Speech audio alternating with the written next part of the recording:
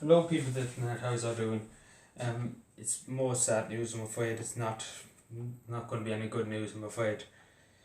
Unfortunately, as you know, there is clusters around this country now, and clusters are a group. It keeps circulating the coronavirus around, and unfortunately, 22 nursing homes around this country have clusters in it. And that's just a disaster waiting to happen. Um, so I hope everybody before I start this video can pray for them poor people in that nursing home because elderly people are affected the most. The majority of the deaths are older people over 65, and I'm sure I would ask everybody just please say a prayer for them this evening. I just wanted to get out of the way first. So unfortunately the cases haven't gone down in this country. It's 295. I will talk about Calvin Monaghan later on because I will have to address people in Calvin Monaghan very seriously. Unfortunately, the deaths have gone down a small amount, but still, people are dying, and it doesn't. It was 10, now it's 8, and it's still a lot of people. In total, there's 2,983,000 in the Republic of Ireland. In total, in the Republic, there's 54 deaths. In Northern Ireland, unfortunately, today I have to report another person has died. And there were 123 cases in Northern Ireland, bringing the total up to 3,200 and something. 215 if I'm correct. But this is going up day by day, hour by hour. I will talk just for a second about a few other things.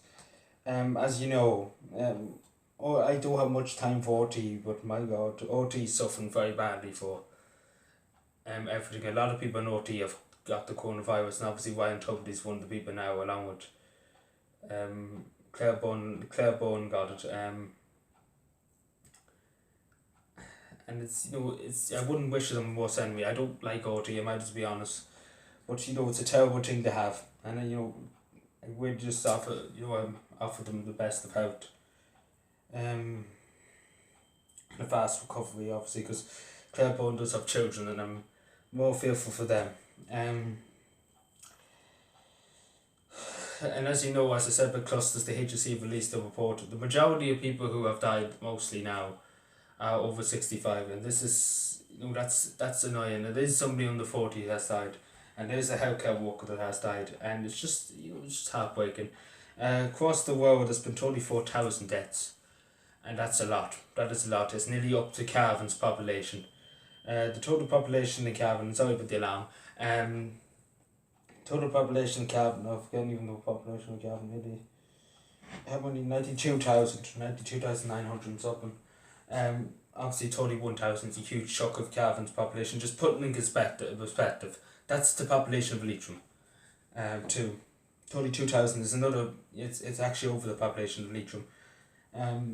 Which is it's very hard to take. It's very hard to comprehend how many of them, like that's across the world, how many people have died. Unfortunately, we're getting extremely close to that 1 million mark, and Italy and obviously the United States is very very badly at this moment in time, especially in New York. And the only thing I can say, to the people of New York and to the people of Italy and to the people of Spain, we stand in solidarity with you now, and we're suffering too. The whole world's suffering. And you're suffering obviously more badly than any other country.